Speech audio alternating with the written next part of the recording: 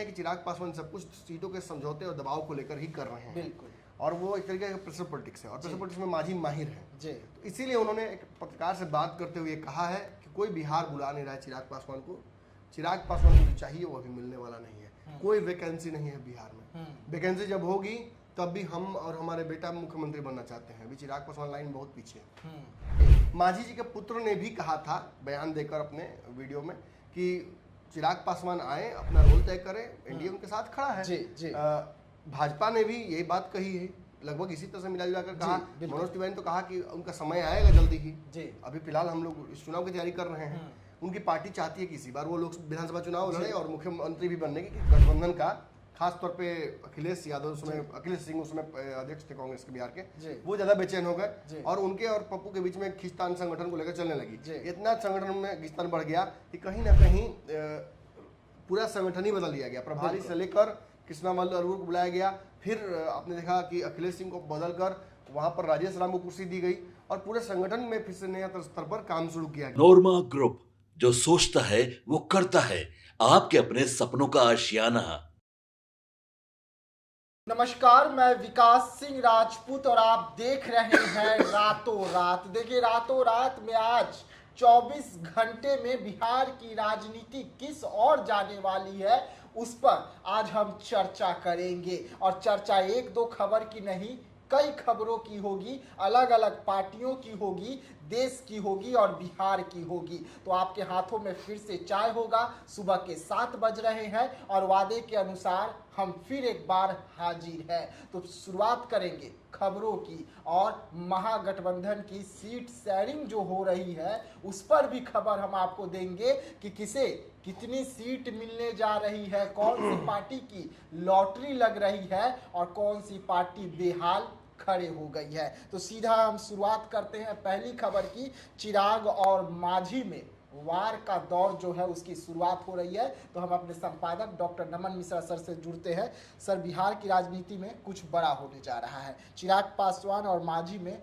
वार की स्थिति उत्पन्न हो रही है। देखिए, आपने रातों रात बुलेटिन को लेकर जो बातें बताई, मैं भी कुछ बोलना चाहता हूँ दर्शकों को, क्योंकि शुरुआती दौर में है। रातों रात हम पहले विश्लेषण के तौर पर किया जाते हैं, अब ये बुलेटिन हो गया है।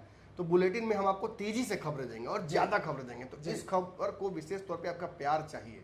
7 बजे हम इस सुबह में आप इस खबर को आपके लिए ला देते हैं। आप 8 बजे, 9 बजे, 10 बजे, 12 बजे जब भी आप देखते हैं जरूर देखा कीजिए, क्योंकि मेहनत हम लगातार आपके लिए इस खबर में कर रहे हैं। दिन भर का निचोड़ निकाल कर दे रहे हैं जी। और अगले पूरे दिन तक वो पूरा आपको ये निचोड़ काम आएगा राजनीतिक तौर पर। पहले टॉपिक शुरू करते हैं। देखिए, मांझी जी ने चिराग पासवान के उस बयान पर कि बिहार मुझे बुला रहा है प्रतिक्रिया दे दी है जी। ये तय था कि कोई ना कोई प्रतिक्रिया देगा। जदयू और भाजपा चिराग पासवान के इस बयान पर कि बिहार उन्हें बुला रहा है, बिहार में मुख्यमंत्री की कुर्सी पर उनके पार्टी के लोगों ने देखना चाहते हैं, बहुत सहज स्वीकृति दे रहे थे। जदयू कह रही थी कि बिल्कुल उन्हें आना चाहिए, उनको अपना रोल तय करना चाहिए। मांझी जी के पुत्र ने भी कहा था बयान देकर अपने वीडियो में कि चिराग पासवान आए, अपना रोल तय करें, एनडीए उनके साथ खड़ा है। भाजपा ने भी यही बात कही है, लगभग इसी तरह से मिला जुला कर कहा। मनोज तिवारी तो कहा कि उनका समय आएगा जल्दी ही। अभी फिलहाल हम लोग इस चुनाव की तैयारी कर रहे हैं। उनकी पार्टी चाहती है कि इसी बार वो लोग विधानसभा चुनाव लड़े और मुख्यमंत्री भी बनने की रेस में आ जाए एनडीए में। खैर, इच्छाएं अपनी जगह पर हैं और जो सत्य है वो अपनी जगह पर है, जो यथार्थ है वो अपनी जगह पर है। ये सच है कि चिराग पासवान इस बार मुख्यमंत्री के कैंडिडेट हैं भी नहीं और बहुत ही रेयरेस्ट ऑफ रेयर ओकेजन में ही उनके पास सत्ता की चाबी आ सकती है और तब शायद ही वो दबाव डाले सीएम के कुर्सी के लिए, क्योंकि वो मोदी के हनुमान खुद को कहते हैं। तो अगर ये बिहार की सत्ता पाने के लिए अगर वो ऐसा कुछ करेंगे, कोई तिगड़म लगाएंगे और चाबी लेके भाग जाएंगे, तो फिर नरेंद्र मोदी के घर की चाबी भी उसी में चली जाएगी साथ में। तो ऐसा वो नहीं करेंगे, क्योंकि जदयू उसके बाद फिर विद्रोह मोड में आ जाएगी, 12 सांसदों का सपोर्ट खींच लेगी, फिर पूरा ड्रामा पूरा है उसके बाद होगा। मांझी जी ने दरअसल सीटों के समझौते को लेकर, मांझी जी दबाव की राजनीति समझते हैं और वो जानते हैं कि चिराग पासवान सब कुछ सीटों के समझौते और दबाव को लेकर ही कर रहे हैं। और वो एक तरीके का प्रेशर पॉलिटिक्स है और प्रेशर पॉलिटिक्स में मांझी माहिर है। तो इसीलिए उन्होंने एक पत्रकार से बात करते हुए कहा है कि कोई बिहार बुला नहीं रहा है चिराग पासवान को। चिराग पासवान को जो चाहिए वो अभी मिलने वाला नहीं है। कोई वैकेंसी नहीं है बिहार में। वैकेंसी जब होगी तब भी हम और हमारे बेटा मुख्यमंत्री बनना चाहते हैं। अभी चिराग पासवान लाइन बहुत पीछे है। ये उनका कहना है। तो निश्चित ही एक और नया विवाद शुरू हो गया। जी इमामगंज वाला विवाद आपको याद ही था, जी उपचुनाव में कैसे पेच फंस गया था, चिराग पासवान प्रचार करने नहीं गए, नैतिक सपोर्ट तो किया लेकिन सार्वजनिक तौर पर वहां नहीं पहुंचे और बहुत मुश्किल से ये सीट जीत पाई हम, लेकिन जीत जरूर जी। गई। तो आगे एनडीए को एकजुट रहना है तो इस तरह की खींचेतानी कम से कम एक दूसरे से नहीं करनी। बिल्कुल बिल्कुल। अगले खबर की ओर बढ़ते हैं। पप्पू यादव, अब पहले पप्पू यादव जाप सुप्रीमो थे जी। फिर कांग्रेस के नेता बन गए और फिर अब जाप की तैयारी करने लग गए। देखिए पप्पू यादव सांसदी से कुर्बानी देने के लिए तैयार है। जिस सांसद पद के लिए उन्होंने पार्टी गवाई, अपने सारे सपोर्टर के साथ कांग्रेस में जाके ज्वाइन किए, टिकट कांग्रेस ने देने की तैयारी की थी, लेकिन उस जगह से लालू यादव और तेजस्वी यादव ने किसी और को टिकट दे दिया, बीमा भारती को बुला के जदयू से। जी। मतलब पप्पू से बेचैनी तो बढ़ी हुई है तेजस्वी जी। की, और चुनाव में ही, और चुनाव में तेजस्वी के नाक का बाल नोच लिया पप्पू यादव ने जीत कर पूर्णिया। जी सारे यादव, सारे राजद के कार्यकर्ता, सारे कांग्रेसी पप्पू को जिताने में लग गए और मंच से बोलना पड़ा तेजस्वी यादव को कि भले भाजपा को जिता दो लेकिन पप्पू को नहीं जिताना है, और फिर भी पप्पू जीत गए। तो ये तो तेजस्वी यादव के मुंह पर एक बहुत बड़ा तमाचा मारा पप्पू यादव जी। ने। और इसके बाद जरूरी नहीं था कि मैंने पप्पू कांग्रेस में रह जाए, क्योंकि तेजस्वी के साथ गठबंधन करना भी है कांग्रेस को और अपनी मजबूरियां भी कांग्रेस की जी। हैं। लेकिन धीरे धीरे कांग्रेस में पप्पू का फिर से पैठ बढ़ने लगा।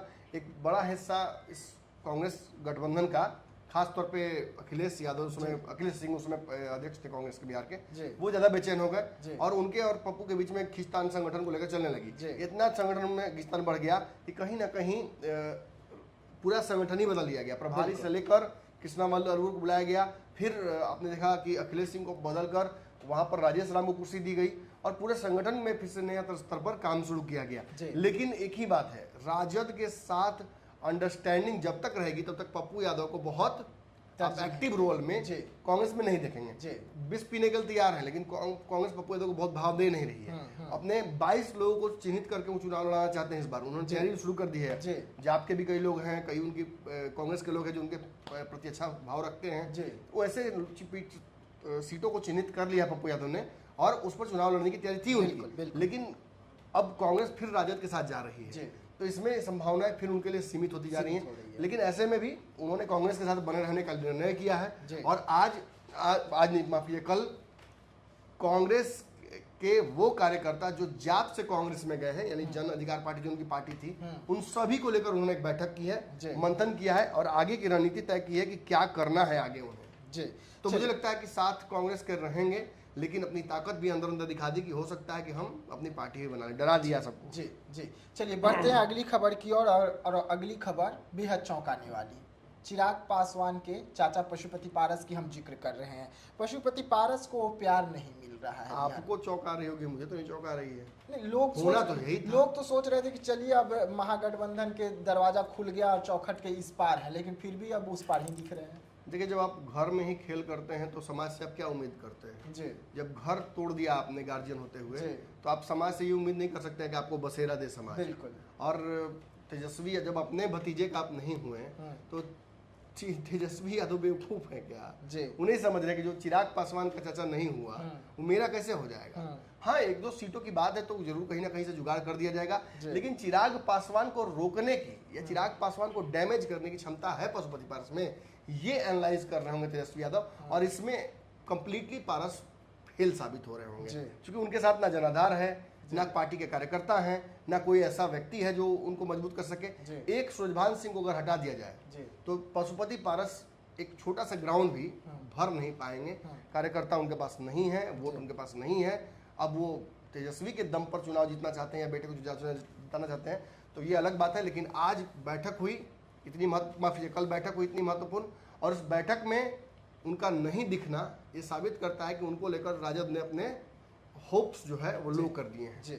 अगली खबर मुकेश सहनी से। जी। मुकेश सहनी की महागठबंधन में सीट अब फिक्स हो गई है। देखिए, 8 सीटें मुकेश सहनी ने पहली लिस्ट जो है वो तेजस्वी को थमा दी है। जी। ये मीटिंग के बाद हो गया है। जी। इस मीटिंग में बाकी कुछ हुआ हो ना हो, मुकेश सहनी ने अपनी तरफ से कांग्रेस से भी रिश्ता सुधारने की कोशिश की है और तेजस्वी यादव को भी उन्होंने 8 सीटों की लिस्ट दी है।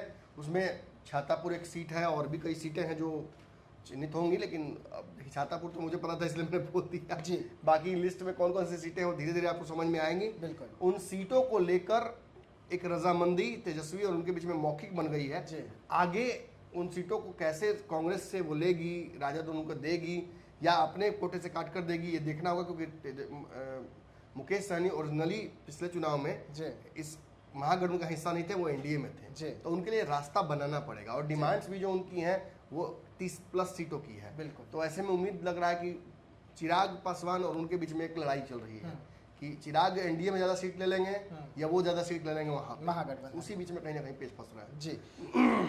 अगली खबर, जेडीयू जो है इस वक्त कोई रिस्क बिहार में नहीं उठाना चाहती है, क्या कारण है, कौन सा रिस्क से बच रहे हैं नीतीश कुमार?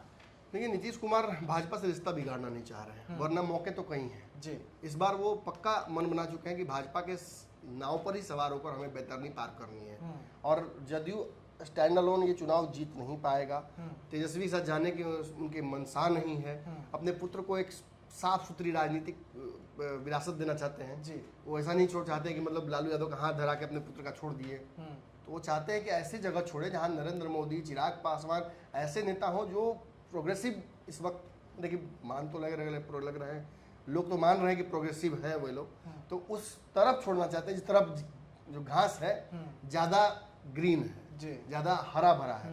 तो ये जदयू की एक रणनीति भी हो सकती है। नीतीश कुमार चुपचाप एड़ा बन के पेड़ा भी खाना चाह रहे हो कि हो जान दो सब, ठीक है तो अपना मुख्यमंत्री दोगे, देखते हैं। हो सकता है चुनाव के बाद हम नीतीश कुमार को फिर से फॉर्म में देखें, लेकिन चुनाव तक नीतीश कुमार थोड़ा सा, हाँ हम तो अब है तो है, हम ऐसे ही हैं, हम पैर छू लेंगे मोदी जी का, हमको कोई करनी, तो रिस्क नहीं लेना चाह रही है जदयू, ये दिख रहा है। और सीटों के समझौते में भी बहुत दबाव जब जदयू बना नहीं रही, वो बस कह रही है कि हमको बराबर सीटें चाहिए आप। जी जी। चलिए, रातों रात देख रहे थे आप, जहां पर हम आपको आज दिन भर की महत्वपूर्ण खबरें बता रहे थे। दिन भर आज बिहार में क्या कुछ हलचल होगा, कौन सा पार्टी किस और करवट लेने वाली है, उसे समझा रहे थे। और वादे के अनुसार कल फिर हम इसी वक्त पर, इसी समय पर आपके साथ जुड़ेंगे रातों रात। आप भी वादे के मुताबिक इस वीडियो को शेयर कीजिए और ज़्यादा से ज़्यादा प्यार दीजिए। रातों रात को हम बुलेटिन फॉर्म में इसीलिए लेके आए ताकि कैप्सूल की तरह छोटा सा एक बार में आप देख लीजिए तो पूरे दिन भर की पिछले 24 घंटे और आने वाले 24 घंटे दोनों क्लियर हो जाएगा आपका।